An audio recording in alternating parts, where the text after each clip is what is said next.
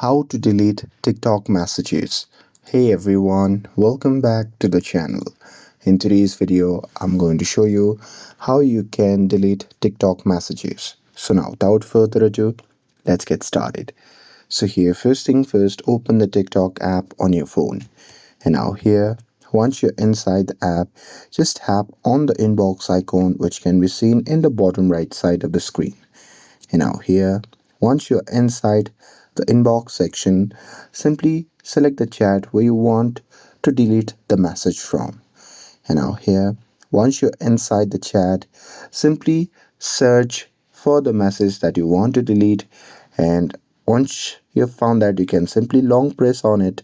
And here from the pop-up menu, you can just tap on delete for me option and it will be deleted.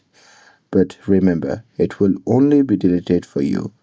So with that being said, if you want to delete all the messages, then what you can do is you can simply long press on that particular chat and then you can just tap on delete, and from the pop-up menu you can just tap on delete again, and that's it.